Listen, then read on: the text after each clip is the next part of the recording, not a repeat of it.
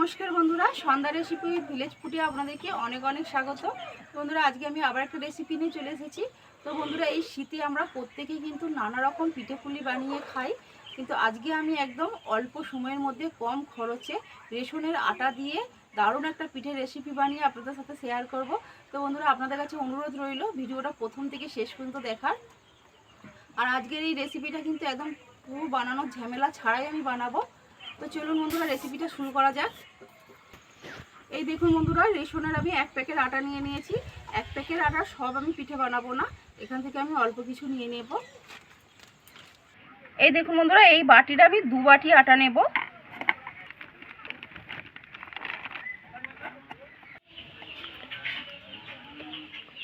দেখুন 2 বাটি আটা নিয়ে নিয়েছি। আটাটা এবার আমি চেলে নেব।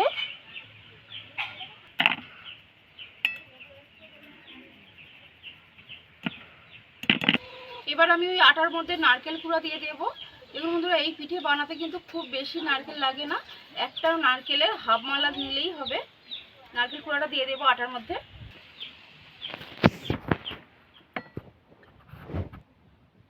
এবার নারকেল কুড়া আর আটাটা ভালো করে মিশিয়ে নেব।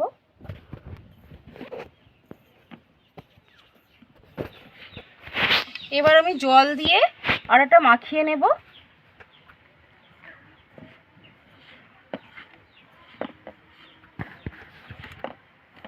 আমরা রুটি বানালে যেইভাবে আটা মাখি তার থেকে একটু নরম করে মাখিয়ে নেব। এই দেখুন বন্ধুরা, এইরকম নরম করে মাখিয়ে নিয়েছি। আমি আজকে পিঠেটা একবারে কম খরচে বানাচ্ছি বলে আটা দিয়ে পিঠেটা বানাচ্ছি। তো বন্ধুরা, আপনারা চাইলে কিন্তু ময়দা দিয়েই পিঠেটা বানিয়ে নিতে পারেন। এবার আমি এই আটা মাখাটা কিছুক্ষণ সময় রেস্টে রেখে দেব। এবার আমি উনুনটা জ্বালিয়ে নেব।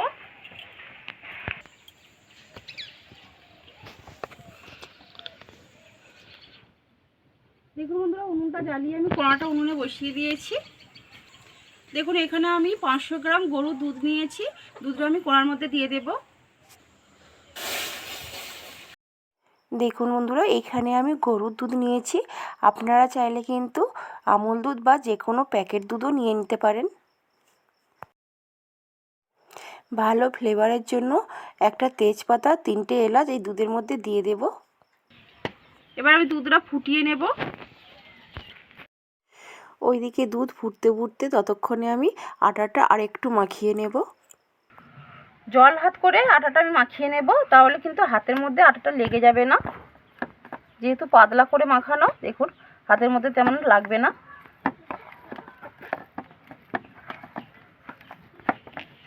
দেখুন বন্ধুরা, আটাটা আমি ভালো করে হাত দিয়ে একটু মাখিয়ে নিয়েছি। দেখুন বন্ধুরা, এইদিকে দুধটা ফুটে গেছে। যেইভাবে তালের বড়া ভাজা হয় তেলের মধ্যে, সেইভাবে আমি ছোট ছোট করে দুধের মধ্যে দিয়ে দেব।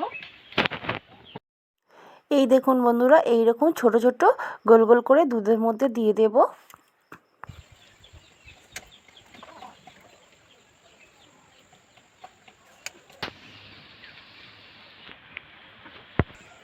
দেখুন বন্ধুরা, এটা দেওয়া হয়ে গেলে সবটা দেওয়া হয়ে যাবে। দেখুন বন্ধুরা, পিঠেগুলো দুধের মধ্যে দেওয়ার পরে সঙ্গে সঙ্গে কিন্তু নাড়াচাড়া করলে হবে না, কিছুক্ষণ পরে আস্তে করে নাড়াচাড়া করে দিতে হবে। তাহলে দেখুন একটাও কিন্তু পিঠে ভাঙবে না, খুব সুন্দরভাবে দেখুন কেউ কারো গায়ে কিন্তু লেগেও যায়নি।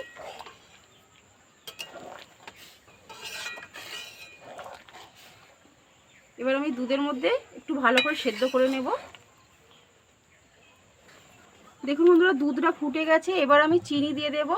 এখানে আমি 1 বাটি চিনি নিয়েছি, সবটাই দিয়ে দেব। চিনি দেওয়ার পরে আমি ভালো করে ফুটিয়ে নেব। এটা ফুটে ফুটে একবারে ক্ষীরের মতন হয়ে যাবে। এই দেখুন বন্ধুরা, ফুটিয়ে ফুটিয়ে অনেকটাই ঘন করে নিয়েছি। দেখুন ক্ষীরের মতন হয়ে আসছে। আর দেখুন পিঠেগুলো দেখুন কত সুন্দর ফুলে গেছে। দেখুন দেখুন একটু একটু করে দিয়েছিলাম, কত সুন্দর ফুলে বড় হয়ে গেছে। দেখুন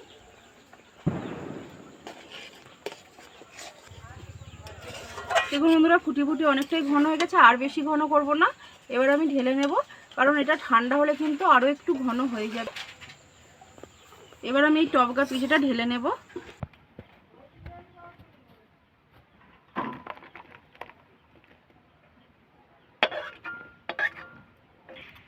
এই দেখুন বন্ধুরা আটার টবকা পিঠে পুরো রেডি।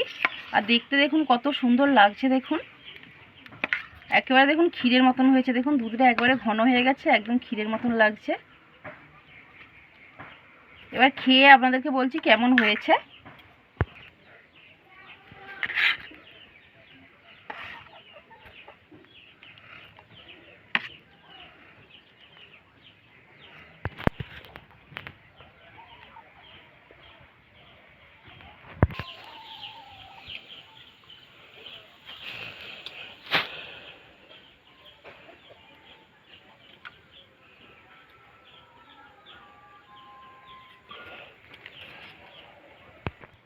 সত্যি বন্ধুরা দারুণ হয়েছে খেতে, একেবারে কম খরচে অল্প সময়ের মধ্যে এত সুন্দর পিঠে হয়। আপনারা না বাড়িতে বানালে বিশ্বাসই করতে পারবেন না। তো বন্ধুরা আর দেরি কেন, আপনারাও বাড়িতে এইরকম পিঠে বানিয়ে খেয়ে দেখুন, আশা করছি আপনাদের খুব ভালো লাগবে। তো আমার ভিডিওটা আজকে আপনাদের কেমন লাগলো কমেন্ট করে জানাবেন, আর যদি ভালো লাগে লাইক শেয়ার করে দেবেন, তার সাথে চ্যানেলটা সাবস্ক্রাইব করে আমার পাশে থাকবেন। পাশে থাকা বেল নোটিফিকেশনটা অল করে রাখবেন যাতে আমার ভিডিওর নোটিফিকেশন আপনাদের কাছে পৌঁছে যেতে পারে। তো আমার ভিডিওটা আজকে আমি এখানেই শেষ করছি। দেখা হবে পরের একটা নতুন ভিডিওর সাথে, ততক্ষণে আপনারা ভালো থাকবেন, সুস্থ থাকবেন।